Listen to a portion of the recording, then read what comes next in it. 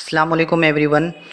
जी student, हमने continue किया हुआ है हमारे topic important facts about noun, यानी कि नाउन के जो इम्पोर्टेंट हक़ाइक़ हैं जिनको हमने कंटिन्यू किया हुआ है और बहुत ही ज़बरदस्त और दिलचस्प बहस चल रही है और इस बहस में हमें बहुत सारी नॉलेज मिल रही है। तो हम जो है आज का लेक्चर स्टार्ट करने से पहले मैं जो हमारा प्रीवियस लेक्चर है उसमें से एक स्लाइड को रिपीट करना चाहूँगा, उसके बाद जो है हम आगे बढ़ने वाले हैं। तो ये रही हमारी प्रीवियस लेक्चर की स्लाइड या पेज।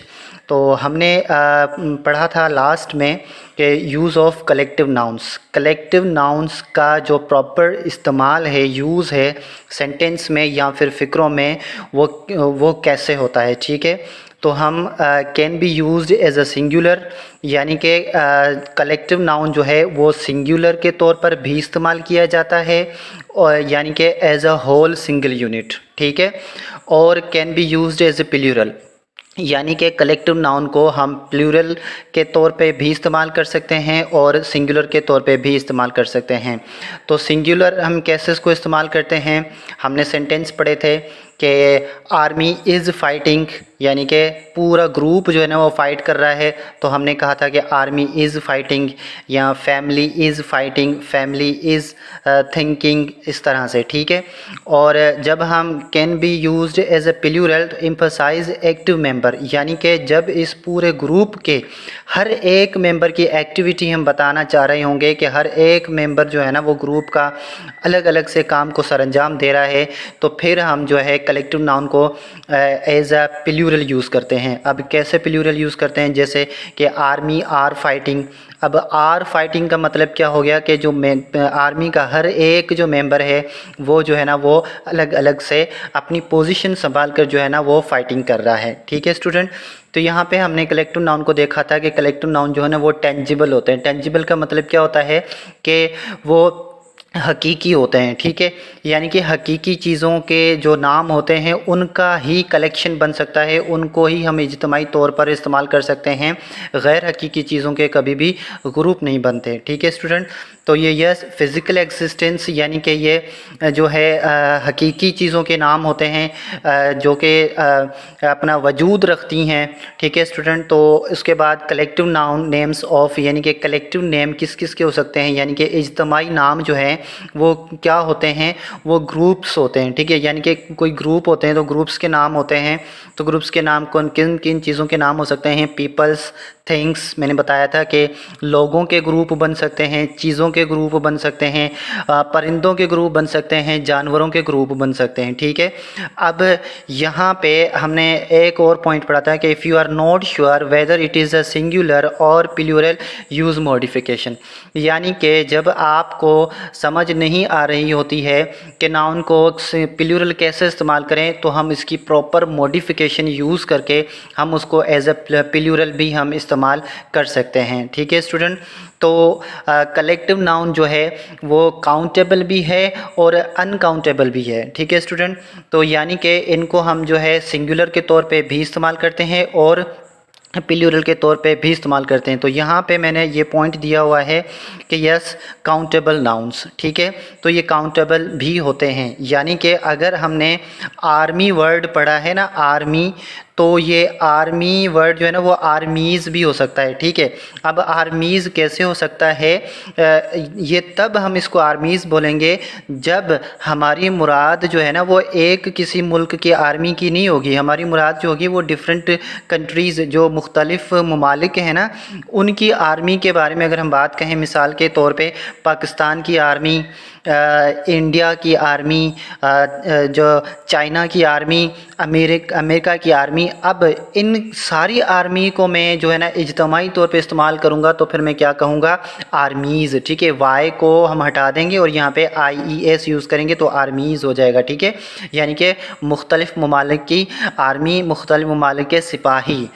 ठीक है स्टूडेंट, और इसके अलावा अगर फैमिली मैं कहूँ, तो फैमिली को अगर मैं प्लूरल बनाना चाहूँ तो फिर अगर मेरी मुराद जो है वो अलग अलग ख़ानदानों से होगी तो फिर मैं इसको प्लूरल कैसे कर दूंगा, फैमिलीज़ कर दूंगा। ठीक है स्टूडेंट, तो यानी कि मैं बाकियों की ख़ानदान की भी बात कर रहा हूँगा। ठीक है, यानी कि हम किसी एक मखसूस ख़ानदान की बात नहीं कर रहे होंगे, हम मतलब 2-4 ख़ानदानों की बात कर रहे होंगे तो फिर हम फैमिलीज़ यूज़ करते हैं। ठीक है स्टूडेंट, अब यहाँ पे एक वर्ड और मैं यहाँ पे यूज़ कर लेता हूँ, फ्लॉक।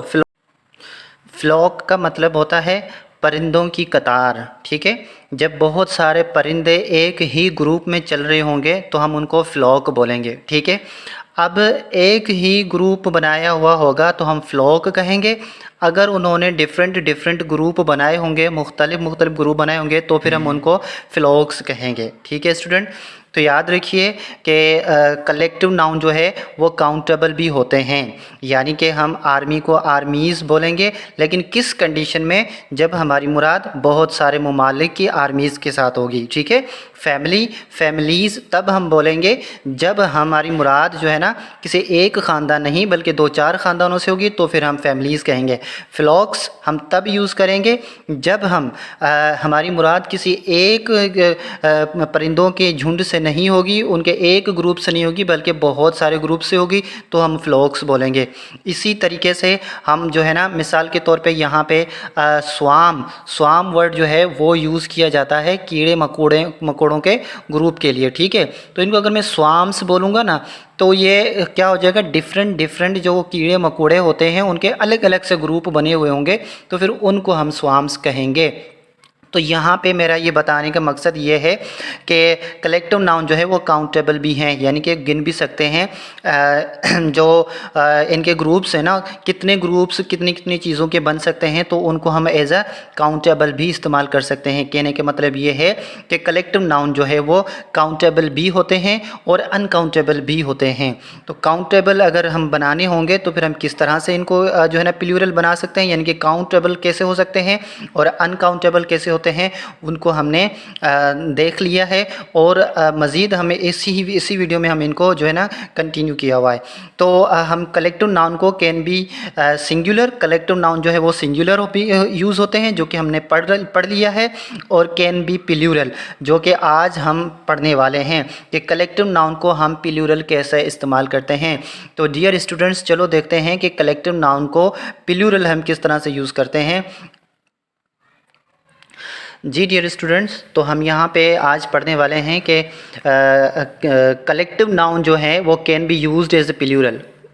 मैं यहाँ पे कलेक्टिव लिख लेता हूँ ताकि आप मज़ीद इसको आसानी से समझ सकें कि collective noun can be used as a plural. Singular हमने प्रीवियस वीडियो में पढ़ लिए हैं। ठीक है, तो प्लूरल कैसे यूज़ करते हैं। तो डियर स्टूडेंट्स, यहाँ पे देखें, सबसे पहले यहाँ इस ट्राइंगल में देखें और इसमें मैंने कुछ डॉट्स बनाए हैं। ठीक है, ये एक ट्राइंगल है। अब इस ट्राइंगल में मिसाल के तौर पे ये जो डॉट्स मौजूद हैं ना, मैंने इनका एक ग्रुप बनाया हुआ है। ठीक है, ये एक ग्रुप है यानी कि कलेक्टिव नाउन है। अब ये कलेक्टिव नाउन जो है, मिसाल के तौर पे मैं जो है पीपल यानी कि लोगों का भी ये ग्रुप हो सकता है। ठीक है, और ये जो है बर्ड्स यानी कि जो परिंदे हैं उनका भी ग्रुप हो सकता है। ठीक है, उसके अलावा जो है मिसाल के तौर पे मैं कह सकता हूँ कि किसी चीज़ों के ग्रुप स्वाम, ठीक है, स्वाम का भी ग्रुप हो सकता है, यानी कि मुख्तलिफ़ चीज़ों के ये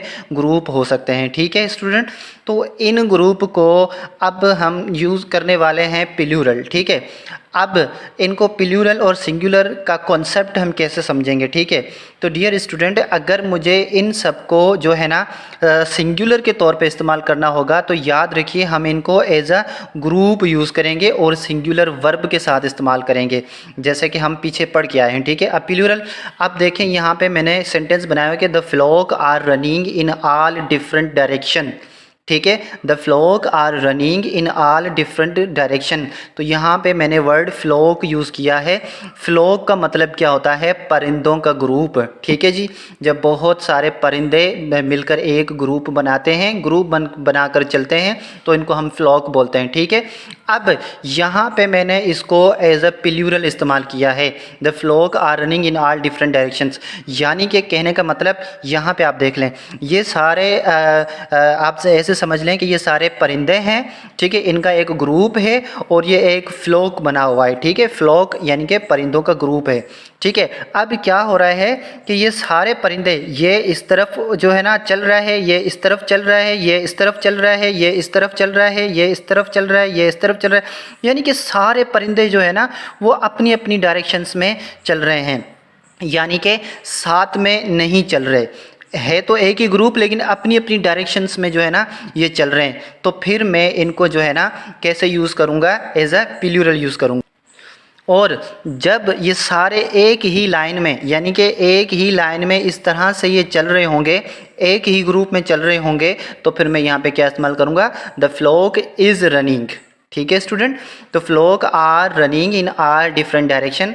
तो क्या मेरी इससे मुराद होगी, मेरी ये मुराद है कि ये सारे जो परिंदे हैं वो अलग अलग डिफरेंट ग्रुप में चल रहे हैं, ठीक है। इस तरह से मैं एक और सेंटेंस बना दूं कि the crowd of the people, ठीक है, the crowd of the people, ठीक है, यानी कि लोगों का ग्रुप जो है ना, the crowd of the people are working, यहाँ पे मैं वर्किंग लिख देता हूँ, ठीक है, वर्किंग इन डिफरेंट डायरेक्शन। तो डिफरेंट डायरेक्शन में बोल देता हूँ, ठीक है, क्योंकि वीडियो लंबी हो जाएगी। तो इन डिफरेंट डायरेक्शन यानी कि लोगों का जो हजूम है ना वो डिफरेंट जो ना डायरेक्शन में चल रहा है, यानी कि ये बहुत सारे लोग हैं एक ग्रुप में मौजूद हैं, लेकिन कोई इस तरफ जा रहा है, कोई इस तरफ जा रहा है, कोई इस तरफ जा रहा है, हर बंदा अपनी अपनी तरफ से अलग अलग तरीके से चल रहा है, ठीक है। तो इसको हम जो है लोगों के हजूम को हम प्लूरल यूज़ कर रहे हैं, ठीक है स्टूडेंट। तो यहाँ पे सेकंड सेंटेंस देखते हैं कि the committee were divided in their opinion, यानी कि जो कमिटी है वो अपने अपने ख्यालात के मुताबिक तकसीम हो गई, ठीक है। अब यहाँ पे ये कमिटी जो वर्ड है ये एक कलेक्टिव नाउन है, तो इसको हमने यहाँ पे प्लूरल इस्तेमाल किया है, यहाँ पे प्लूरल वर्ब के साथ, ठीक है। अब कैसे, अब फिर से मैं इन डॉट्स पर आऊँगा। मिसाल के तौर पे ये एक लोगों की कमेटी है, ठीक है। जब ये एक ही सेंस में बात कर रहे होंगे, एक ही ग्रुप में बात कर रहे होंगे, तो फिर हम क्या कहेंगे, द कमेटी इज़, ठीक है जी। तो committee is talking on same proposal, यानी कि एक ही मकसद पर बात कर रही है, यानी कि अब ये डिफरेंट के तौर पे हम इस कमेटी को इस्तेमाल करेंगे, तो कमिटीज़ नहीं इस्तेमाल करेंगे। कमेटी का मतलब होता है इसमें बहुत सारे लोग शामिल होते हैं, ठीक है स्टूडेंट। तो the committee were divided in their opinion, ठीक है जी। हर कमेटी का जो मेंबर है वो अपनी अपने राय के मुताबिक जो है ना वो तकसीम हो गया, ठीक है। तो इनको हमने एज ए प्लूरल इस्तेमाल किया। अब the class are studying in different projects, ठीक है, the class are studying on different projects. अब यहाँ पे मेरी मुराद क्या है कि जो क्लास का मतलब क्या है कि बहुत सारे स्टूडेंट, यानी कि 20-25 जो स्टूडेंट ने क्लास के, वो जो हैं वो मुख्तलिफ प्रोजेक्ट्स पर जो है ना पढ़ाई कर रहे हैं, यानी कि हर एक क्लास का जो मेंबर है, हर एक जो क्लास का स्टूडेंट है वो मुख्तलिफ चीज़ों पर स्टडी कर रहा है, तो मैंने इनको एज अ प्लूरल इस्तेमाल किया। तो डियर स्टूडेंट यहाँ पे देखें मैंने प्लूरल वर्ब इस्तेमाल किया है, यानी कि आर जो कि बहुत सारी चीज़ों के लिए इस्तेमाल होता है। अब जब मैं इसको फिर मैं यहाँ पे मिसाल दे दूँ कि ये एक क्लास है मिसाल के तौर पे, अब ये सारे स्टूडेंट मिलकर एक ही काम कर रहे हैं, एक ही चीज़ पर काम कर रहे हैं, तो फिर हम कैसे बोलेंगे इस सेंटेंस को, इसको हम कैसे लिख सकते हैं कि द क्लास इज़ स्टडिंग, ठीक है, या फिर the class is studying on project. तो क्लास जो है ना वो एक प्रोजेक्ट पर काम कर रही है, ठीक है, तो यानी कि एक ही ग्रुप में बयान कर रहे हैं। अब ये सारे स्टूडेंट जो है ना वो अलग अलग अपना अपना काम कर रहे हैं, डिफरेंट प्रोजेक्ट्स पर काम कर रहे हैं, ठीक है। तो फिर हम क्या कहेंगे, the class are studying on different projects. Dear students आगे बढ़ते हैं। The family were doing different jobs, यानी कि ख़ानदान के जो मेंबर्स हैं ना वो मुख्तलिफ काम कर रहे थे, ठीक है। अब जब फैमिली के सारे मेंबर मिलकर एक ही काम सर अंजाम दे रहे होंगे, तो फिर हम क्या लिखेंगे, the family is doing work, different नहीं कहेंगे ना, इज़ डूइंग वर्क, यानी कि फैमिली के जो ख़ानदान के जो मेंबर हैं वो एक ही काम कर रहे हैं, इनको हम एज अ होल यानी कि सिंगुलर इस्तेमाल कर रहे होंगे। जब फैमिली के सारे ख़ानदान के जो मेंबर्स हैं ना वो डिफरेंट यानी कि मुख्तलिफ काम कर रहे होंगे, हर कोई अपना अपना काम सर अंजाम दे रहा होगा, तो फिर हम इनको एज ए प्लूरल यूज़ करेंगे, ठीक है, यानी कि प्लूरल वर्ब यूज़ करके हम इनको प्लूरल शो करेंगे। अब the family were doing different jobs, यानी कि जो ख़ानदान के जो सारे मेंबर्स हैं ना वो अलग अलग काम कर रहे हैं।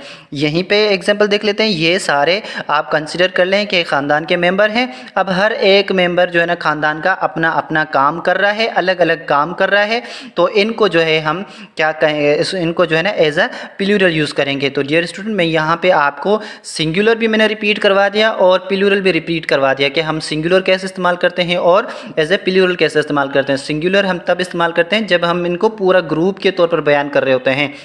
जब हमारी मुराद हर ग्रुप के एक एक मेंबर की बात करना होगा तो हम उनको प्लूरल यूज़ करेंगे। तो आगे बढ़ते हैं dear students. If you are not sure whether it is a singular और plural, use modification. Dear student, एक बात यहाँ पे अपने माइंड में बिठा लें कि जब आपको समझ नहीं आ रही हो कि सेंटेंस में इस वर्ड को जो है ना वो सिंगुलर प्लूरल कैसे इस्तेमाल किया जाए, तो फिर आप क्या करें, यहाँ पे मैंने अगेन दोबारा लिखा है कि if you are not sure whether to use singular और plural, use a proper modification. यानी कि जो मॉडिफिकेशन है फिर हम क्या करेंगे, उनके नाप तोल के मुताबिक, यानी कि जो ग्रुप होगा वो ग्रुप किन चीज़ों में जो है ना हम तकसीम कर सकते हैं, कैसे उनको जो है ना हम नाप तोल कर सकते हैं, नाप तोल का पैमाना कैसे हो सकता है, तो उनके मुताबिक हम इनको यूज़ करते हैं। अब देखें मिसाल के तौर पे यहाँ पे मैंने लिखा all the members of the family are thinking alike. अब यहाँ पे मैंने फैमिली को दोबारा जो है ना प्लूरल इस्तेमाल किया है। अब यहाँ पे फैमिली के लिए मैंने जो इसका मॉडिफिकेशन यूज़ किया है ना वो क्या यूज़ किया है, मेंबर्स ऑफ। ठीक है, मेंबर्स ऑफ यानी कि फैमिली के ख़ानदान के जो मेंबर्स हैं ना मैंने मेंबर्स यूज़ किया है। तो आर थिंकिंग अलाइक यानी कि ख़ानदान के सारे मेंबर्स जो है ना वो एक जैसा सोच रहे हैं। ठीक है स्टूडेंट, तो हमने इनको जो है ना प्लूरल यूज़ किया। आगे बढ़ते हैं। The members of the jury were leaving the court with a police escort, यानी कि जो ज्यूरी के मेंबर्स थे वो जो है ना कोर्ट से जा रहे थे पुलिस एस्कॉर्ट में, यानी कि पुलिस की कस्टडी में जा रहे थे। ठीक है, तो यहाँ पे अब जो ज्यूरी वर्ड है ये जो है ना वो कलेक्टिव नाउन है। तो कलेक्टिव नाउन की जो है ना मैंने मॉडिफिकेशन क्या यूज़ की है, मेंबर्स ऑफ। तो डियर स्टूडेंट, प्रीवियस लेक्चर में भी जब हम कलेक्टिव नाउन पढ़ रहे थे तो वहीं पर भी मैंने आपको बताया था कि हम एक टर्म यूज़ करेंगे ऑल द मेंबर्स ऑफ। तो जब किसी ग्रुप को आपको समझ नहीं आ रही हो कि इनको हम प्लूरल कैसे यूज़ करते हैं, तो इनको आप जो ना ऑल द मेंबर्स के तौर पर भी यूज़ कर सकते हैं। जैसे यहाँ पे मैंने लिखा है the flock are running in all different direction, तो आप लिख सकते हैं कि all the members of the flock. ठीक है, all the members of the flock are running in different direction, ऐसे भी लिख सकते हैं। ठीक है, यानी कि इनको हम जो है ना डिफरेंट जो प्रॉपर इनका मॉडिफिकेशन है वो भी यूज़ करके इनको हम जो है ना इस्तेमाल कर सकते हैं एज अ सिंगुलर और एज अ प्लूरल।